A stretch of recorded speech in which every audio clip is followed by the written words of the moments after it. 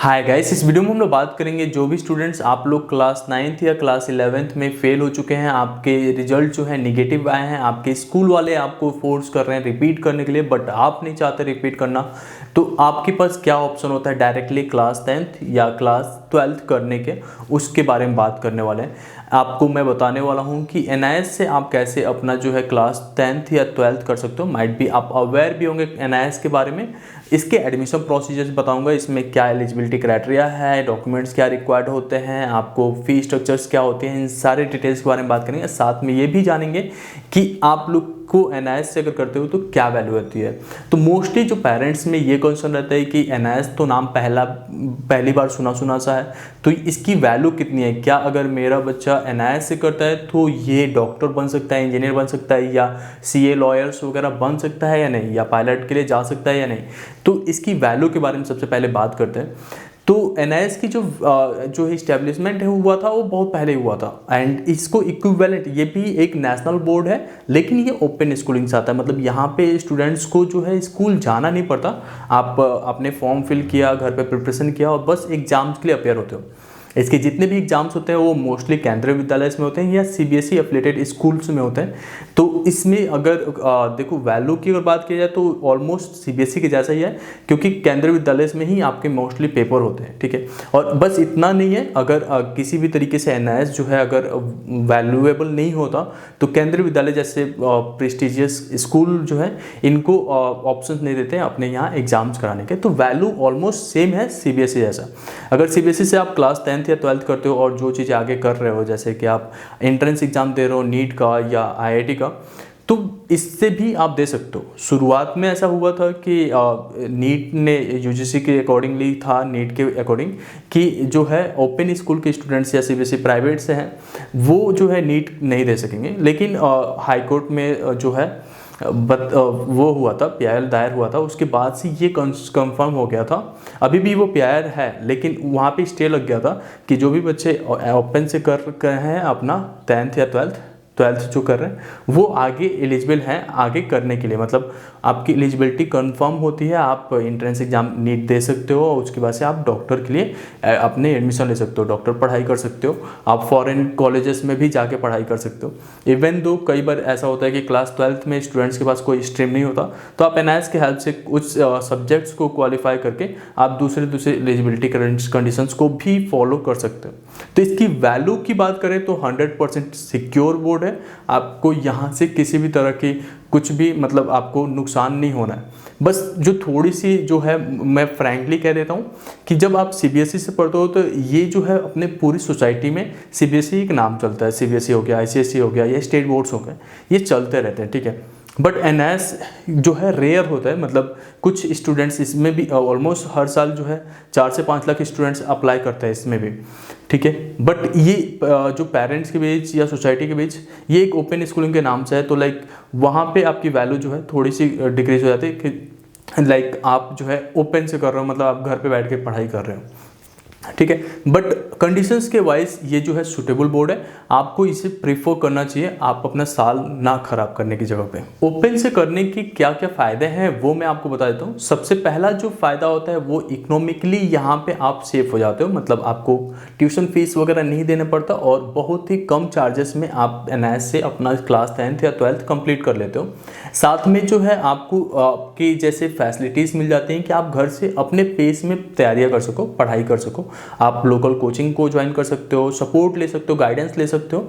ये सारा आपके ऊपर होता है, आपको डेली रेगुलर स्कूल नहीं जाना पड़ता। तो ये एक तरीके से मैं ये नहीं कहता कि आपके लिए बेनिफिशियल है, बट कुछ केसेस होते हैं जिसमें स्टूडेंट्स को कुछ और भी मैनेज करना पड़ता है, पेरेंट्स अफोर्डेबल नहीं है तो वो तो फीस में आ गया। लेकिन कई बार होता है कि पेरेंट्स के काम में आप हाथ बटा रहे होते हो या कोई और आपका पैशन है जहाँ पे आप ज़्यादा फोकस्ड हो, तो उस केसेस में जो है आपका ये बच जाता है कि आप ओपन स्कूलिंग से कर रहे हो। तो और एक और चीज़ होता है जैसे कि आप फेल हो गए और आपको स्कूल वाले कह रहे हैं बार बार रिपीट करने के लिए, तो इस केसेस में भी आपको हो जाता है, ऑप्शंस मिल जाता है कि आप जो है एनआईएस से करके अपना साल को बचा लेते हो। मतलब देखो नॉर्मल सी बातें होती है, हम 1 साल 2 साल एक ही जगह पे रहें क्लास 11th में, क्लास 12th में, तो वो हमारे लिए बेनिफिशियल नहीं है। हमें अपना पोटेंशियल पता है कि 12th में अगर हम एक सब्जेक्ट में रुक रहे हैं तो ये मैटर नहीं करता कि हम आगे लाइफ में कुछ ग्रो नहीं कर सकते। अब वो रुक गए इसका मतलब मेरा लाइफ यहीं तक था। ठीक है। तो ये कहीं से भी आप पीसीएम से कर लो या किसी और इंजीनियरिंग कॉलेज से आप इंजीनियर बन जा रहे हो, तो ये मैटर नहीं करता कि आप आगे जाके अच्छा ही कमाओगे। ये टोटली डिपेंड करता है कि आप कितना ज़्यादा वैल्यूएबल चीज़ें आपको आता है, कितने ज़्यादा स्किल्स हैं। तो आपका स्किल सेट ही बताता है कि आप कितना अर्न करोगे। तो अल्टीमेट गोल जो हमारा सबका होता है वो होता है पैसा कमाना। एंड आपका अगर ये बाधा है कि क्लास 10th आप कंप्लीट नहीं कर पा रहे हो, 12th नहीं कंप्लीट कर पा रहे हो, तो आपको एनआईएस प्रीफर करके ये कंप्लीट कर लेना चाहिए। यहाँ पे जो है आपको क्लियर करना बहुत ही आसान हो जाता है। अब बात करते हैं एनआईएस की एलिजिबिलिटी क्राइटेरिया के बारे में। तो सबसे पहले मैं आपको बता दूं, जैसे कि क्लास 9th में अगर आप फेल हो गए हो, क्लास 11th में फेल हो गए हो, तो आप डायरेक्टली क्लास 10th या 12th के लिए अप्लाई कर सकते हो। इसके लिए जो डॉक्यूमेंट्स रिक्वायर्ड है वो होता है आपका जो है आपका आधार कार्ड, आपका एक फ़ोटोग्राफ लगता है, सिग्नेचर लगते हैं। उसके बाद से आपका अगर 9th में हो तो आप 9th का सर्टिफिकेट ले सकते हो, 8th का सर्टिफिकेट ले सकते हो। उससे पहले किसी भी ईयर का मतलब 5th का सर्टिफिकेट, इवन आपके पास कोई मार्कशीट नहीं है तब भी आपका एडमिशन 10th के लिए हो जाता है। ठीक है। आपकी एज जो है 15 ईयर्स होनी चाहिए।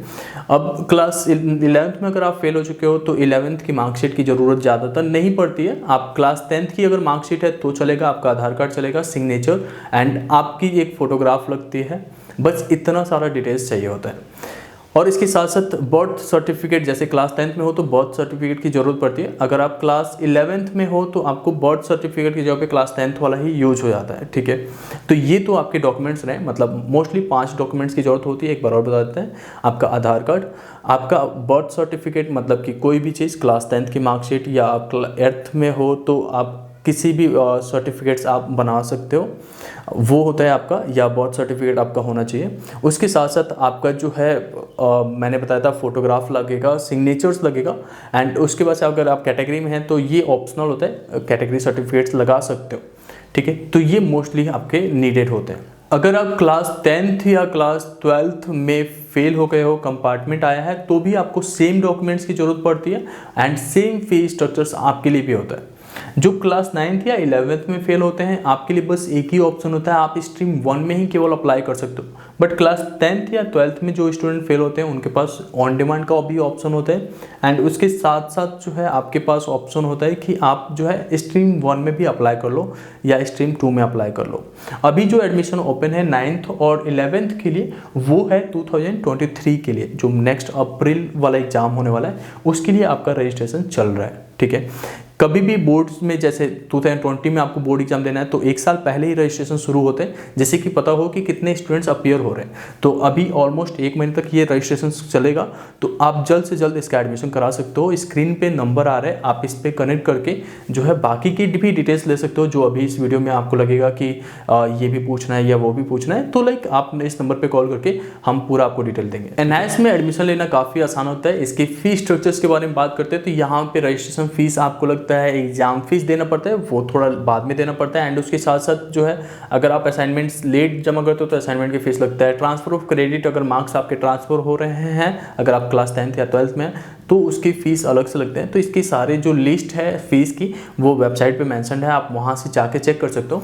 अगर आप एनआईएस में एडमिशन लेना चाहते हो तो आपको जो स्क्रीन पे नंबर आ रहा है इस पर कॉल करो या आप व्हाट्सअप कर सकते हो। इस पर आपको डिटेल्स प्रोवाइड कर दिया जाएगा कि क्या क्या चीज़ें आपको रिक्वायर्ड है एंड कैसे क्या क्या फैसिलिटीज़ प्रोवाइड कर रहे हैं। अगर आप हमारे साथ एडमिशन लेते हो, आपका एडमिशन अगर हम लोग करते हैं तो आप लोग को बहुत सारी फैसिलिटीज़ देते हैं, जैसे कि आपको एक अटैच कर देते हैं एक ग्रुप के साथ। एंड इवन आपको फील नहीं होगा कि आप एक स्कूल के साथ अब भी जुड़े हुए हो। तो बहुत सारे स्टूडेंट्स आपके जैसे ही एक ही ग्रुप में होते हैं एंड वहाँ पे हम लोग डेली जो है डॉक्यूमेंट्स प्रोवाइड करते रहते हैं, आपके स्टडी मटेरियल्स वगैरह, जैसे कि इंपॉर्टेंट क्वेश्चंस, प्रीवियस ईयर के क्वेश्चन पेपर, उनके सॉल्यूशंस। एंड उसके साथ साथ आपको जो है डेली कुछ ना कुछ जो है पढ़ने के लिए मटेरियल्स देते रहते हैं, नोट्स वगैरह प्रोवाइड करते रहते हैं। आपका असाइनमेंट जो इसमें बनता है टीएमए होता है, उसको आपको सॉल्व करने में हेल्प करते हैं हम लोग। असाइनमेंट्स मतलब सॉल्यूशन मैं आपको दे देता हूँ एंड हम लोग कहते हैं कि आप जो है उसे मॉडिफाई करके अपने आंसर्स लिखो एंड देन कैसे अपलोड करना है, ऑनलाइन कैसे सबमिट करना है, वो सब चीज़ें मैं बताता हूँ आप लोग को। इसके साथ आपके प्रैक्टिकल एग्जाम्स के लिए हम लोग हेल्प करते हैं। आपको किसी भी तरह का टेंशन ना हो कि ये चीज़ें कहाँ से करेंगे, ये मार्कशीट कहाँ से आएगा,